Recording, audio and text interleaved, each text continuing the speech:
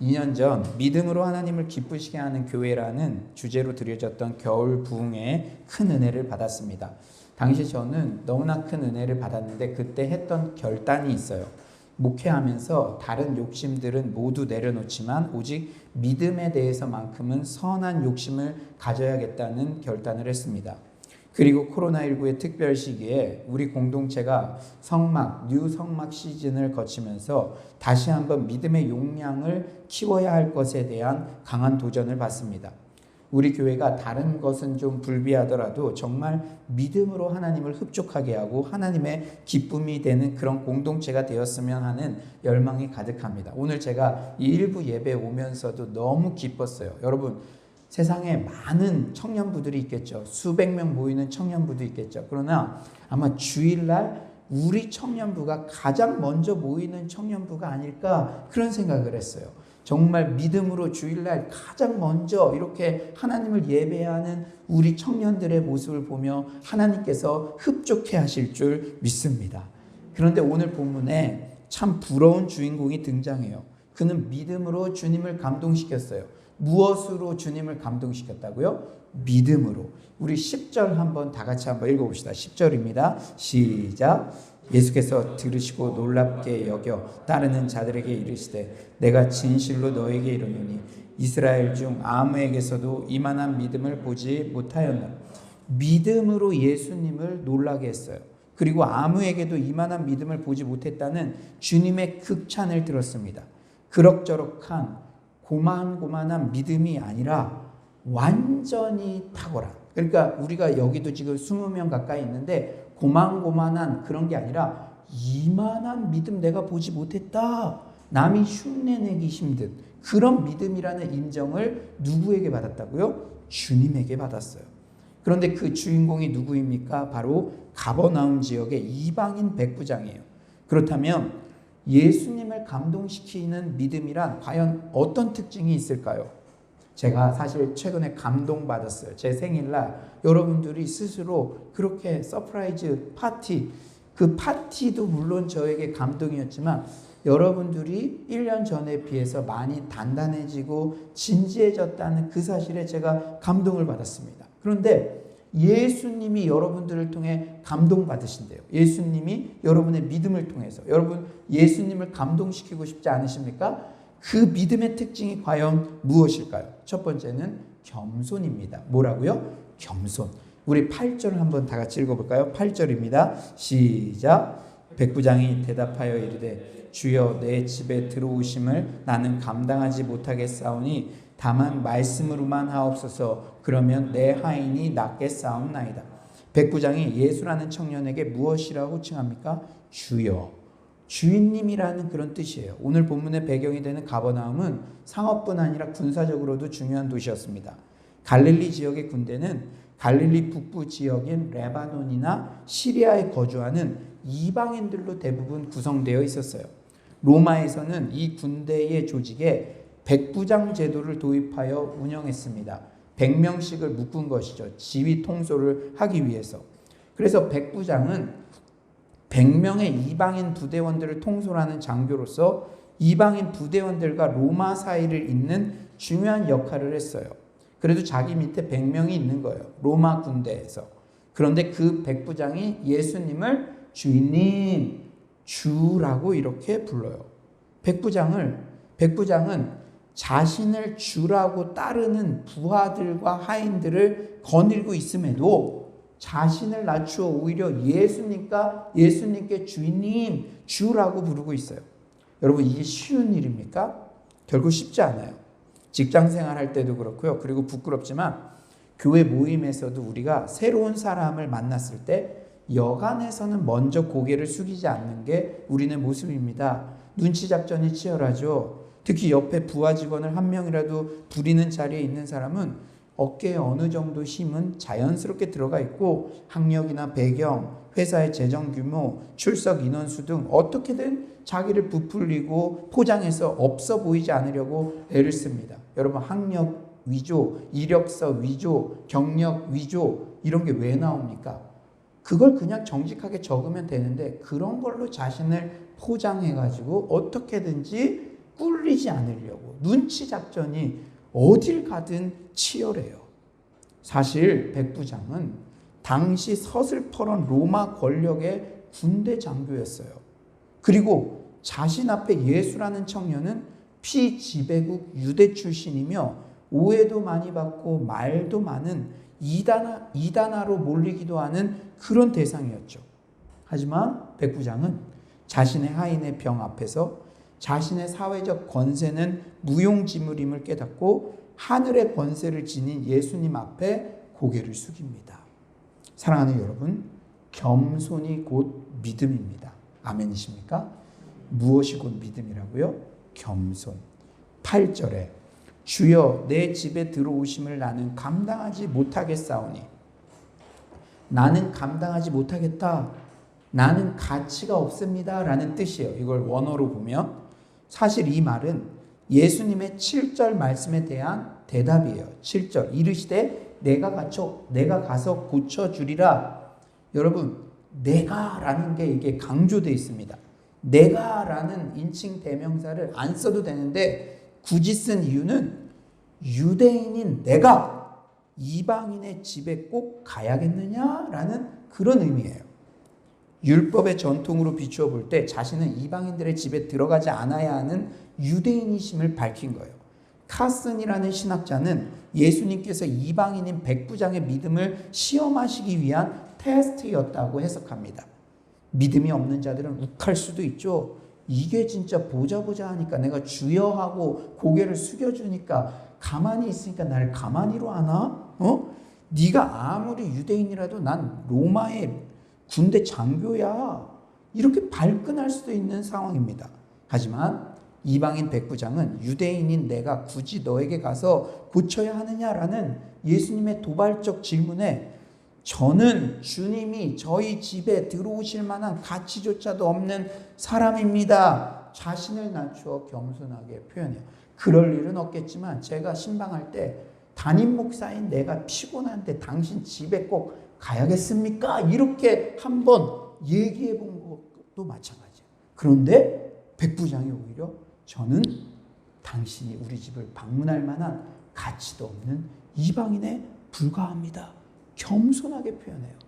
그리고 여기에는 이방인 백부장의 사려 깊은 배려가 묻어나요. 유대인 예수님이 구태여 율법을 범하게 하지 않게 하려는 배려죠. 여러분 잘 들으십시오. 겸손은 다른 게 아닙니다. 이렇게 상대방에 대한 사려 깊은 배려로 겸손은 드러나는 거예요. 자기만 생각하는 것이 아니라 자기보다는 예수님, 자기보다는 옆에 형제 자매를 먼저 생각하는 것, 배려해 주는 것, 그게 겸손이죠. 겸손은 나의 원함만 생각하는 것이 아니라 상대방의 입장을 늘 고려하는 것이에요. 예수님을 감동시키는 믿음은 이렇게 예수님 앞에 납작 엎드리는 겸손의 모습입니다. 내 권세와는 비교도 할 수 없는 예수 그리스도의 신적 권세 앞에 자신을 낮추는 것이죠.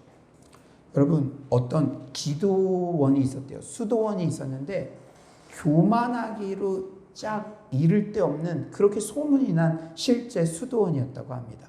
그런데 그때 정말로 인격이 덕망이 풍성한 어떤 수도원장님이 새롭게 부임했대요.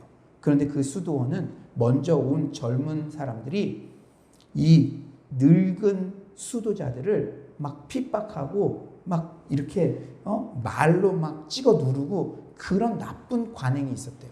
그래가지고 그 연세 드신 그분을 이렇게 설거지하라 그러고 막 구준회 시키고 쓰레기 갖다 버리라 그러고 막 그렇게 한 3개월여를 보냈다고 합니다. 그런데 수도원 전체 그 회장님이 그 수도원을 딱 방문을 했대요. 그래서 그 수도원 그 전체 회장님이 이렇게 얘기를 했답니다. 수도 원장님은 어디 계십니까? 그러니까 이 사람들이 화들짝 놀랬대요. 수도 원장님이 우리에게 오신 일이 없는데요? 그러니까 그 수도원 총장님이 이렇게 얘기를 했대요. 3개월 전에 제가 분명히 수도 원장님을 이렇게 파송했습니다. 그때도 이 식당에서 설거지를 하시던 그 노인을 보면서 이 모든 젊은 수도원생들이 다 회개를 했다고 합니다. 그때부터 그 수도원 안에 남을 정죄하고 막 싸우고 그런 일들이 아예 사라지고 정말 모범적인 수도원으로 변모했다는 그런 실제 그런 이야기가 전해오고 있습니다. 사랑하는 여러분, 겸손이 믿음인 줄 믿습니다. 복음은 우리가 다른 사람보다 지혜롭거나 나아서가 아니라 오로지 하나님의 은혜 때문에 구원받은 죄인이라고 말하고 있어요. 그리고 복음은 우리가 죄와 거리가 멀다거나 회개와 갱생의 필요가 없다고 생각해서는 안 된다고 말합니다. 우리에게는 무엇보다 겸손이 필요한 줄 믿습니다. 두 번째로 예수님께서 감동하신 믿음, 예수님을 감동시키는 믿음은 예수님의 말씀과 권세에 대한 확신입니다. 무엇에 대한 확신이요? 예수님의 말씀과 권세. 우리 8절을 한번, 우리 인터넷으로 들으시는 분들도 8절 한번 큰 목소리로 다 같이 읽어봅시다. 시작.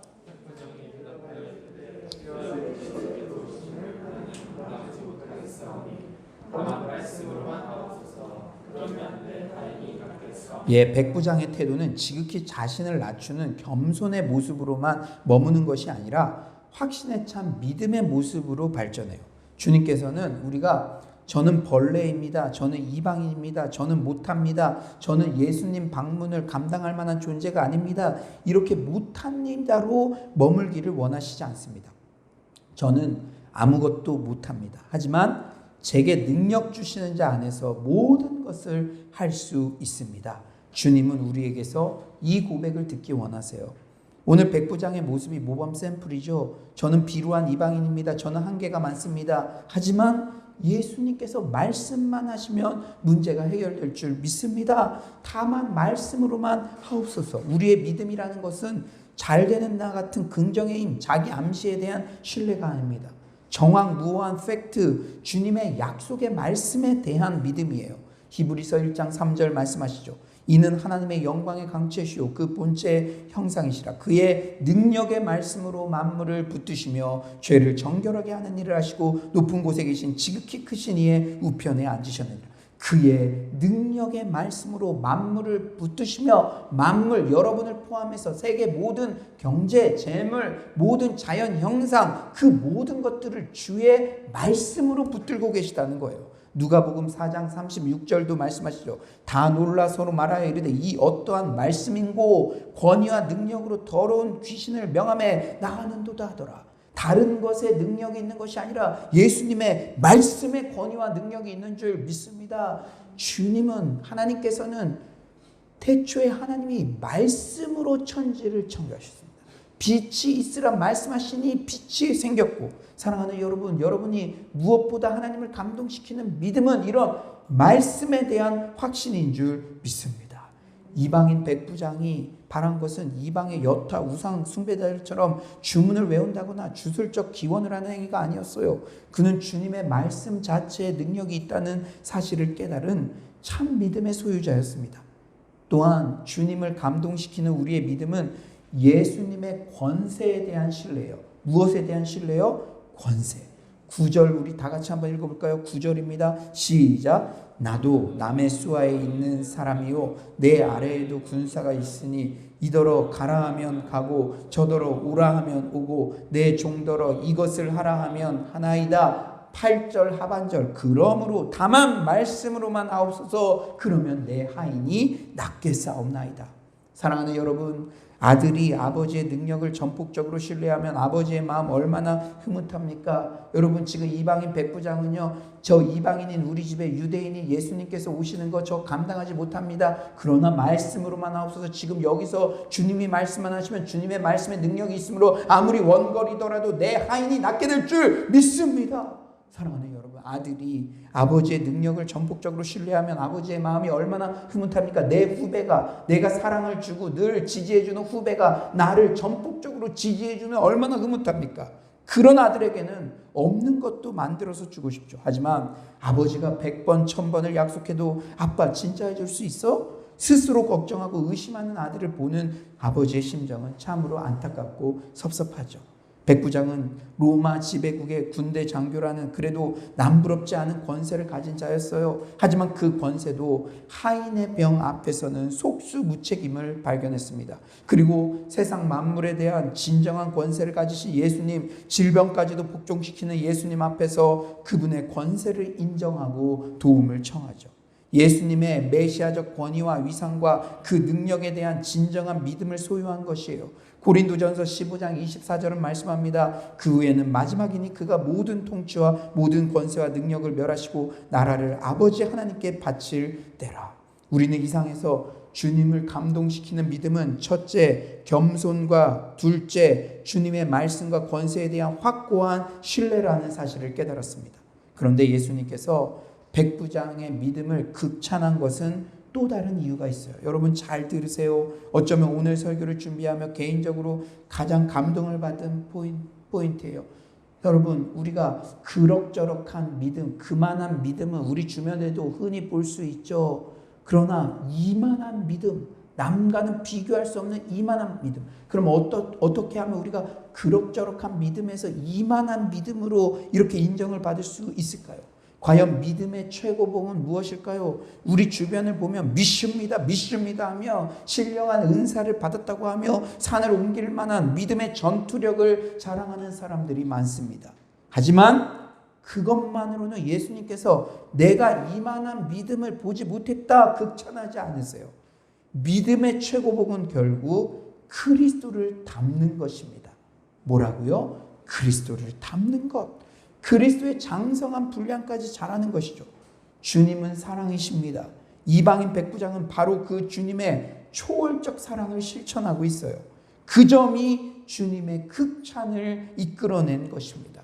우리 5에서 6절 한번 큰 목소리로 읽어볼까요? 5에서 6절입니다. 시작. 예수께서 가버나움에 들어가시니 한 백부장이 나와 간구하여 이르되 주여 내 하인이 중풍병으로 집에 누워 몹시 괴로워하나이다. 지금 백부장은 자신의 문제로 예수께 나온 게 아니에요. 자기 문제로 예수께 고개를 숙인 게 아니죠. 자기 문제도 백부장이면 자존심 때문에 예수께 고개를 숙일까 말까 고민할 텐데 심지어는 자기 문제도 아닌데 하인의 중풍병 때문에 예수께 고개를 숙입니다. 당시 문화에서 하인, 종의 생사 여탈권은 주인에게 있었어요. 종을 주인이 죽여도 탈이 없었어요. 중풍병 하인 내보내고 지도새도 모르게 병들지 않고 싱싱한 하인으로 갈아치워도 누가 뭐라고 할 일도 아닙니다. 주석학자 윌리엄 바클레이는 당시 로마 사회에서 노예들은 물건이나 짐승과 다를 것이 하나도 없는 존재였다고 전해요. 짐승과 노예의 유일한 차이는 노예는 말이 통한다는 것이었다고 기록하고 있습니다. 인간 이하의 취급을 받는 하인과 노예. 하지만 이방인 백부장은 하인의 아픔이 곧 자신의 아픔이었어요. 6절 주여 내 하인이 몹시 괴로워하나이다. 이 말 뒤에는 주인인 내 마음도 죽겠고 몹시 괴롭습니다. 그래서 자존심 불구하고 체면 불구하고 주님 앞에 이렇게 왔습니다라는 말이 생략된 듯합니다. 사랑하는 여러분, 최근에 누구 때문에 이렇게 마음 아파해 본 적 있습니까? 내가 사랑하는 러버 이런 게 아니라 하인같이 죽여도 아무도 뭐라고 하지 않을 그 연약한 그 탈북 청년, 그 거리의 청소년, 미혼모, 그런 사람 때문에 장애인, 내 마음이 죽겠습니다. 그런 감정을 느껴본 적이 있냐는 것이죠. 사랑하는 여러분, 말세의 때 특징은 자기를 사랑하는 거예요. 지독한 이기심, 온통 자기 문제에만 신경이 곤두서 있죠. 특히 권력을 가진 윗사람의 문제에는 결국 자신을 위해 신경 쓰는 모션이라도 취하지만 자기에게 어떤 영향력도 미칠 수 없는 사람이라는 생각이 들면 짓밟아버리죠. 약자들의 아픔에 대해서는 여간에서는 신경 쓰기가 쉽지 않습니다. 그런데 백부장은 자신을 초월한 사랑을 실천하고 있어요. 그 중에 제일은 사랑이라. 백부장은 단순히 예수님의 기사와 능력을 믿는 차원에 머물지 않았어요. 그 믿음의 이면에는 예수님 닮은 사랑이 있었습니다. 예수님을 사랑하여 예수님의 마음과 생각을 닮아 예수님처럼 생각하고 예수님처럼 행동하는 단계에 이른 것이에요. 제가 성경대학 첫 시간에 말씀드렸죠. 우리가 성경 본문을 자세히 알기 위해서는 그 장을 그보다 한 단계 위에 단락을 한번 살펴봐라. 오늘 본문도 마찬가지예요. 사실 오늘 본문은 마태복음 8장 초반부에 세계의 치유 이야기 중에 하나입니다. 단독적인 이야기가 아니라 세계의 치유 이야기 중에 하나예요. 그런데 이 세 가지 치유 이야기는 하나의 주제로 귀결되고 있어요. 바로 예수님의 초월적 사랑입니다. 여러분 집에 가서 읽어보세요. 1에서 4절 나병 환자를 깨끗하게 하신 이야기는 당시 정결법의 한계를 넘어선 초월적 사랑 이야기예요. 당시 나병 환자는 철저히 사회에서 격리되었죠. 하지만 예수님께서 나병 환자를 만지셨을 때 이것은 성경의 정결법을 위반하신 것이 아니라 오히려 나병 환자를 치유하시고 진정한 영적인 정결을 완성시키십니다. 그리고 오늘 본문 5에서 13절 백부장의 종을 치유하신 이야기는 당시 유대인과 이방인의 민족적 한계를 넘어선 초월적 사랑 이야기예요. 유대인들은 자기 신앙들이 최고인 줄 알았는데 반전의 결론을 내리십니다. 오늘 보면 11에서 12절이죠. 또 너희에게 이르노니 동서로부터 많은 사람이 이르러 아브라함과 이삭과 야곱과 함께 천국에 앉으려니와 그 나라의 본 자손들은 바깥 어두운 데 쫓겨나 거기서 울며 이를 갈게 되리라. 본 자손들, 유대인들, 모양만 선민인 너희들 아니다. 하나님 나라는 선민이라 자부하는 유대인의 전율만이 아니라 전 열방에 열려있다는 사실을 선포하고 있습니다. 마지막으로 14에서 15절에 베드로의 장모를 치유하신 이야기는 성의 한계를 뛰어넘으신 초월적 사랑 이야기예요. 당시 여성들은 유대교의 범주에서 사회적으로 자주 천대받았습니다. 하지만 이 이야기를 통해서 예수님께서는 모든 차별을 넘어서서 성의 한계를 넘어서서 여성을 치유하시는 초월적 사랑을 보여주고 계시죠. 그런데 오늘 본문의 백부장은 바로 이 예수님의 초월적 사랑을 닮았습니다. 하인을 말이 통하는 짐승 정도로 여기던 그 문화에서 하인의 아픔을 자신의 아픔과 동일시하며 자신의 자존심을 꺾고 예수 앞에 나오는 초월적 사랑을 실천한 것이죠. 그 중에 제일은 사랑입니다. 우리 모두 예수님처럼 백부장처럼 자기를 초월한 사랑, 시대의 편견을 초월한 사랑, 약자를 배려하는 사랑을 실천하려고 애써봅시다. 그리하여 주님을 감동시키고 이만한 믿음을 보지 못했다고 주님의 극찬을 듣게 되는 서울로의 모든 성도님들 되시길 간절히 축원합니다. 지난 일주일 동안 뉴 성막 예배 장소를 위한 릴레이 기도를 드렸어요. 기도를 드릴수록 이 공간이 더 연약한 자들을 위해 열린 공간이 되었으면 하는 마음이 간절합니다.